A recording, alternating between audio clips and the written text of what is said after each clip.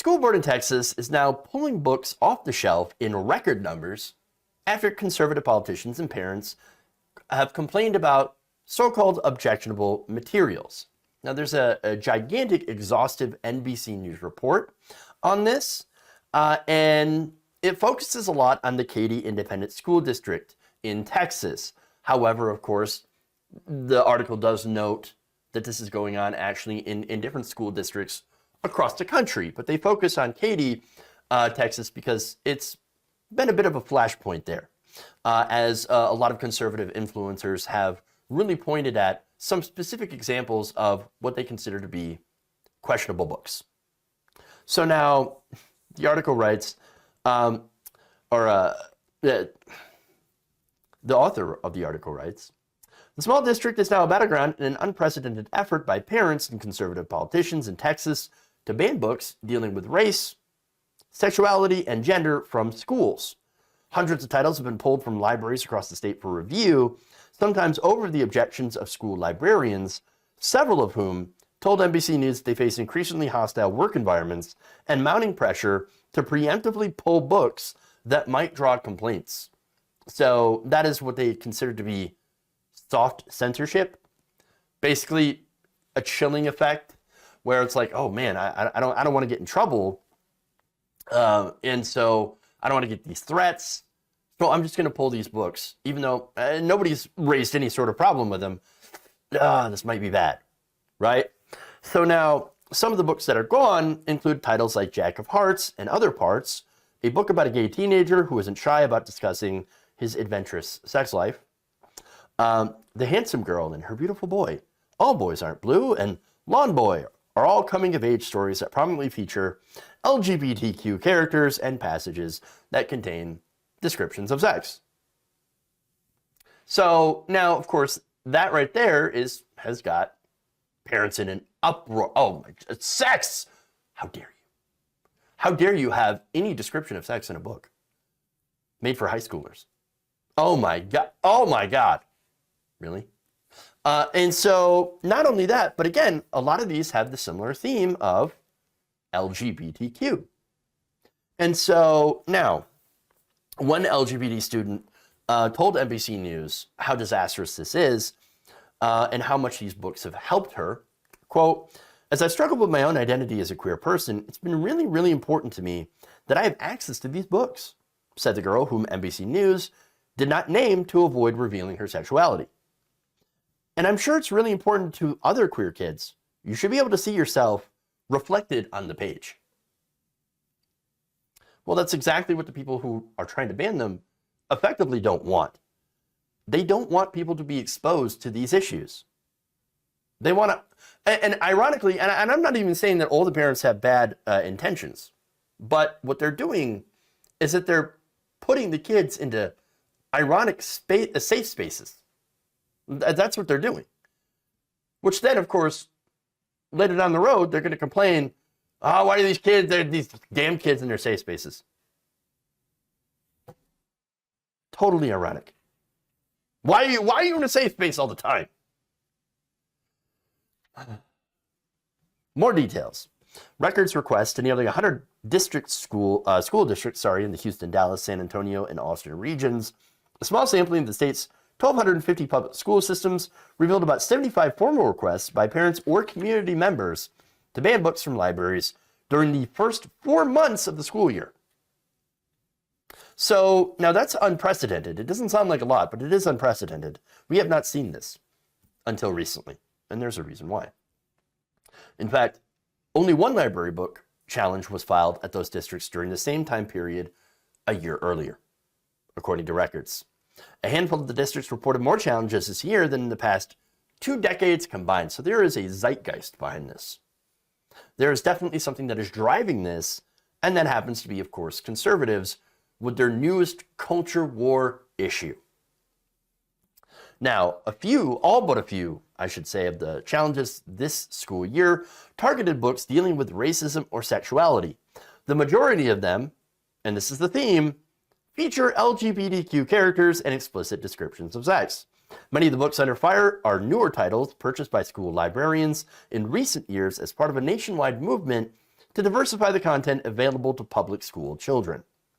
So now, of course, the argument they're using is, well, it's got sex in them, so obviously we have to get rid of them. It's not for children, right? One Katie parent claimed that books about LGBTQ plus relationships are quote unquote sexualizing children and making them question their gender identity and orientation. She asked, why are our libraries filled with pornography? Oh, hold on here. There's a huge difference between literature and pornography. So if you can't tell the difference between those two things, I mean, I don't know what to tell you. They're vastly different. Vastly different. LGBTQ relationships are not porn. They're not a fetish. People don't choose them willy-nilly. It's part of who you are. Being gay isn't about, and by the way, this is something that I've seen conservatives say a lot. That the only thing they equate with being gay is gay sex. That's all they talk about in reference to gay. They don't talk about relationships. Okay? They don't talk about social dynamics, relationship dynamics, attraction, things like that. No, they only talk about the sex. So that's all they think about, right? And so, well, no, that's not the same thing, okay? That's not the only thing that's involved. Here's the thing. Think about it this way, right? Ask yourself, is being straight, those of you who identify as straight, cisgender, whatever, right? And that just means your outward appearance matches your gender identity. Like I identify as a male, I present as a male. I'm cisgender, right? It's super, super easy, right? So now, is being a straight person, is that all about sex? Is being straight the only thing about being straight is sex? No. Obviously there's a component to that. But look, just because, I should say, yes, just like straight people being attracted to the opposite sex is a part of your identity, right? Being gay or bi or trans is part of your identity. It is not the entirety of that identity. You see what I mean? So now on the issue of access to certain books, again, I think we can all agree that yes, you should definitely restrict access to those things that are not age appropriate, right? And so, some of these books are not good for example, a third grader, right? No, it's got to be age appropriate. So, again, people in their, who are 16, 17, right, can read some of these books without a problem because they understand, they have the mental maturity to be able to understand these concepts. And that, by the way, just because you read something doesn't mean you're going to go out and actually do it. Ridiculous, right? Ridiculous. But anyway, again, the content should be available based on whether or not it's age appropriate.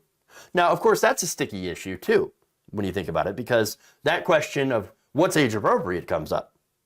To some people, age appropriate, and I'm thinking that's a lot of these parents, age appropriate is like, well, what's the appropriate age to learn about gay people? How about never? Or in the case of sex, not until they're married. Yeah, but that's not realistic. Just not realistic. That's not how the real world works. Especially when we live in a society where sex is basically everywhere and is an intrinsic part of capitalism. I mean, again, you've heard sex sells. And that's it. And so I know that, look, personally, if I had kids, I would rather that they, learn about the concepts from a book in school or from education about those kinds of relationships. I'd rather have them learn about that than learn it on Pornhub. You see what I mean? And so, yes, that there's a way that kids can learn these things. Younger adults can learn these things. Teenagers, without resorting to extremes. Because that will happen if you attempt to isolate people from everything. Because you can't do that. You can't isolate and put a bubble around everybody. You just can't do that. No, the best that you can do, and this is what I advocate, have some honest conversations about these topics. Now, I get it that it's not easy to do. And again, you have to tailor that conversation as age appropriate, right? But if you do that, the outcomes are usually better for everybody than just completely ignoring those subjects until younger people are pushed out into the real world. But now that's the LGBTQ, stuff and the sex discussion, right? That's not the only thing that's under fire here. You have books that are dealing with racism that are being banned as well. In fact, another parent in Katy had asked the district to remove a children's biography of Michelle Obama. Because, to them, they say that it promotes reverse racism against white people. That's absolute ridiculousness. A parent in the Dallas suburb of Prosper wanted the school district to ban a children's picture book about the life of a black Olympian, Wilma Rudolph, because it just mentions the racism that Rudolph faced growing up in Tennessee in the 1940s. Basically saying, no, that didn't exist.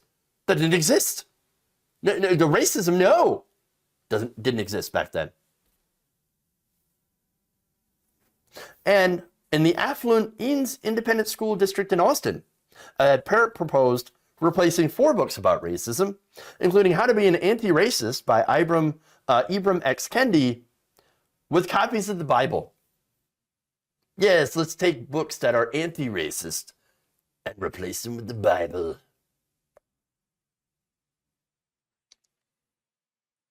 You realize the Bible is filled with pretty horrible things, right?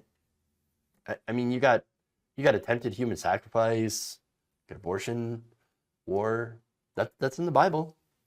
I mean, a lot of stuff in there.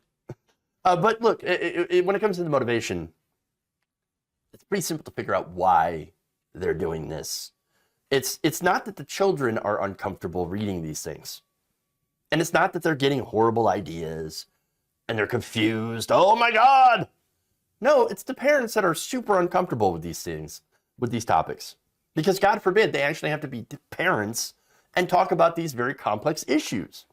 And it's not that they can't understand these issues. I'm sorry, but from what it seems to me, that there's parents that are just scared to death of having hard conversations. They would just rather not do it. It's lazy, and so they want to turn to censorship, which they say they don't believe in, but they clearly do. And think about it this way. These are the same types of people, the same groups of people that tried to ban Harry Potter, the Harry Potter books. They tried to ban Dungeons and Dragons. They tried to ban rock music, rap music, video games. And they use it all, and of course, these are things that they particularly find objectionable, but they always use the excuse of, we're just trying to protect the children.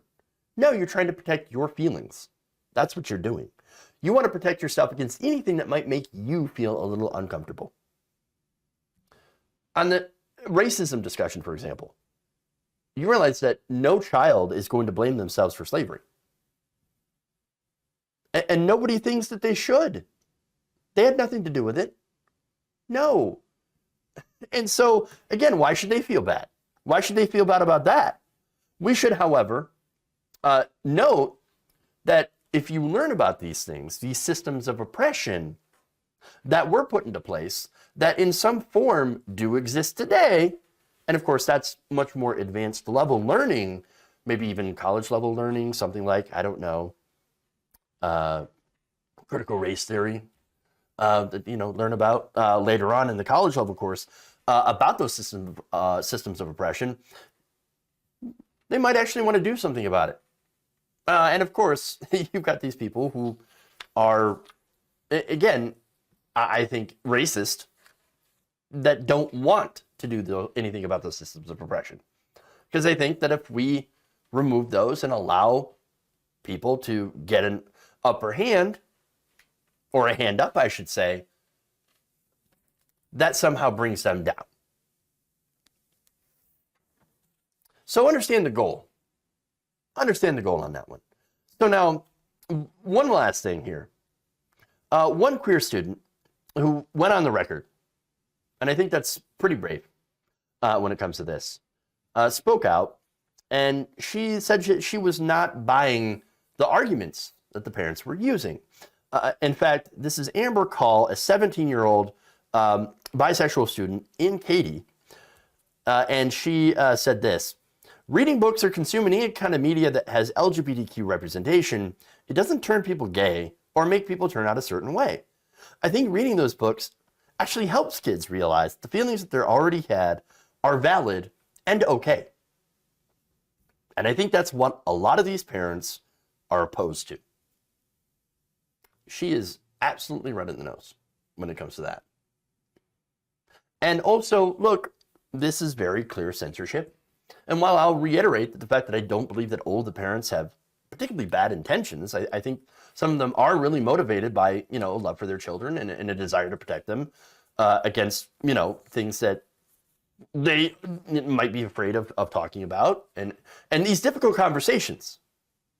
But I also have to say that you can't always protect them all from these conversations.